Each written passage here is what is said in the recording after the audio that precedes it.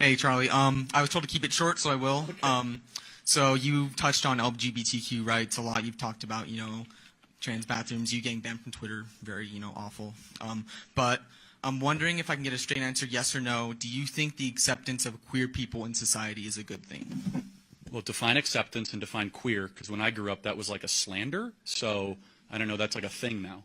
Queer being lesbian, gay, bisexual, transgender, and what was the other word you asked me? What do you to mean define? acceptance? What do you mean? Acceptance being that, society, accepts that, doesn't try to change that, doesn't try to say that it's not a social, like it's not a good thing for you to be gay, it's not a good thing for you to be trans, and in our institutions also just offering them resources to, just come to terms with their sexuality, not feel bad about it. Basically, by acceptance, I generally mean society shouldn't make people feel bad about who they are. So, do you agree with that? No.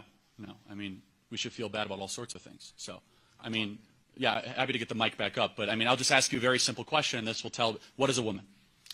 A woman is someone who identifies as a woman. Got it. So, so do you think a definition of someone able to become pregnant would be a woman? I'm sorry, can you repeat the question? So if someone can become pregnant, would that person be defined as a woman? Depends on if they identify as a woman. Right. So, okay, we're now getting to the root of the issue. So do you believe that truth is objective or subjective? Do you believe in absolute truth? Sure. Okay, so if you believe in absolute truth, shouldn't we have absolute terms of what a infant-bearing or infant-birthing person is, otherwise known as a woman? No. Okay, so let me ask you this a different way, I suppose. So if anyone can identify at anything at any time, correct? Anyone can identify As a woman or a man, you can just choose at any time, right?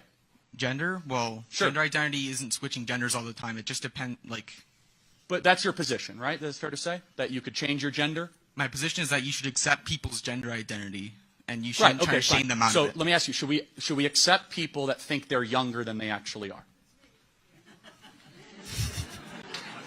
Because that's a mental condition where people say, I identify as an 8-year-old, but they're really 50. Should we accept someone be able to say they're younger? No, but I think that's a very false equivalence. Why is it a false equivalence? Because there's scientific research supporting that gender identity is something that is, there's scientific research that supports people and says that if you identify as a certain gender, then that is, your gender. There's a paper on Scientific American that I found very interesting that said, it has to do with, your brain formation in the womb, where gender identity forms, but it's different from sex. That's very different from a disorder where you say, I'm not actually on my age, because... Well, hold on. You just agreed with me. You said it's a brain formation issue. It's a brain formation... I didn't say it was a disorder. Well, so you don't think transgenderism is a disorder? No. What is gender dysphoria? Gender dysphoria is when you're very uncomfortable with your own body, and that usually relates to gender, and that can usually be treated if you choose to transition to... Right, so it's a mental condition, right? Gender dysphoria is, but transgenderism is not. What's the difference? The difference between gender dysphoria and transgenderism?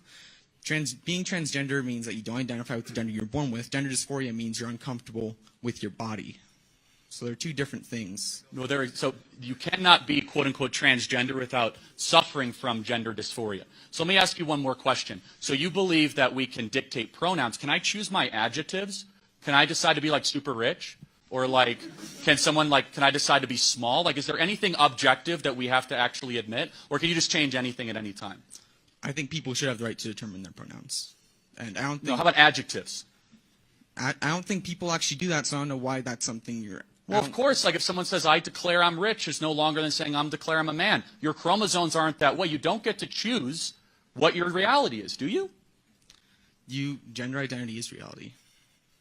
Okay, so anyone could be anything. Let me ask, how about species reality? Can I change my species? No.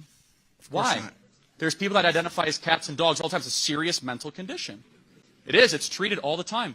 Tens of thousands of cases every single year. So basically, if you believe in absolute truth, which you say you do, why wouldn't you believe in absolute truth when it comes to chromosomal structure? Because gender and chromosomal sex are two different things. Right, according to your opinion. Got it. So, but now you want to impose that opinion on the rest of society, right? You can have whatever opinion you want. Here's our position. that opinion should now not apply to all of a sudden saying that men and women's sports should be conflated. Final question. Did you find a moral problem with the University of Pennsylvania swimmer changing from a man to a woman and winning the NCAA championship, defeating other women? Well, I'm not familiar, but I'm pretty sure that the NCAA has some rules that makes it so people who transition have, like, you know, kind of a competitive, fair thing. So I haven't done much research into those rules, but yeah, okay. So usually they let make me it catch so you up to speed. 462nd best male swimmer, best female swimmer, NCAA champion. Do you see a problem with that? Are you suggesting that she transitioned to a woman to get better at swimming? Of course. And we shouldn't allow that to happen. Why would you transition yourself just to become better at a sport? Who does because that? You're a narcissist. That's why. Because it's like saying, why would anyone steal anything? Why would anyone cut in line? People do bad things. It's not up to us as society to accommodate the rules for your impulses to go do bad things. Last question. Do you think there's differences between men and women? Was this the actual last question? Yeah, last. I'm curious. No, I'm curious because I can't believe you're paying for this. It's like so interesting.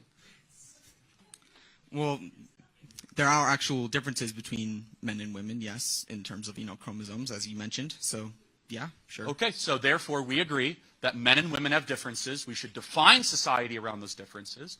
And one of those differences is that women they have lower testosterone levels, and they could be easily exploited by men, which is what happens far too often, and it's incumbent on men who have higher testosterone levels, who are physically stronger to protect women against the exploitation of men who think they are women. That's a moral question and a moral claim.